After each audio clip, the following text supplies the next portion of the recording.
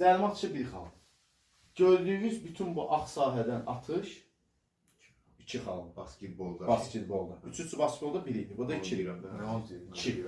Amma bu göy sahədən topu atdısa neçədir? 3. Sual var. Gəlirik eyni düsturdur. Bu da foul limitə qədər. Foul limitdən sonra məsələyə qarışmır. Bu üçüncü basketboldayım. Bir dənə bu da yadda saxlayırıq. Daxilindən, eləcə də xəttin üstündən topu səbətə atarsa, atdısa neçə xaldır? 2 xal cibində. Və ona qarşı foul olarsa və gətir belə eləyirlər. 1. İstəmədən də olsa. 1 cərimə atışı.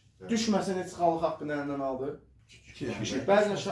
Bəzən bax kimsə deyir ki, düşməyib. Deyirəm düşməyəndə nə olur? Deyir 2 xal. Deyirəm düşməyən şeyə necə xal verilir? 2 dənə penal verir. 2 dənə penal. Yəni 2 manatını almışdı, hakim 2 manatını qaytardı. Haricindən eyni düsturdur. 3 xal bir cərimə atışı düşməsə neçə xal haqqını əlindən alır? 3 cərimə atışı. Düşərsə 3 xalın verir, bir Bir dənə cərimə verir. dənə premium cərimə atışı. Amma düşməsə 3 dənə cərimə atacaq. Bəli, 3 manatla qaytar. Əsasında düşən hansı xəttdən atırsa, neçə xallıqdırsa o. Hə, onu Yəni öyrən. bəs bilərəkdən öz səbətinə atarsa, təsadüfən öz səbətinə. Gəlirik ona. Gəlirik ona. Bir oyunçu, bu da vaxt üçün Miguel sual olur. Bir oyunçu deyir, topu mən isə tam səmirəm, bunu mənim qardaşım eləyib.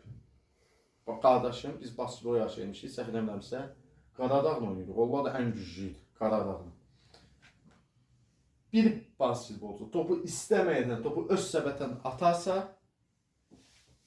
2 xal verilir. Və o 2 xal kimin adına yazılır? Kapitan. Rəqibin kapitanına da, rəqibin kapitanına yazılır. Mənim istənilən xaldan 3 xallıqdan da atsa 2 xal gedir. Bəli. İstənilən yerdən. Buradan atdı, Bir buradan dənə, atdı. 2 dənə fərqi yoxdur. Fərqi yoxdur. 2 Cərimə xal. meydanı. Fərqi yoxdur. 2 xal rəqib komandanın kapitanının adına yazılır.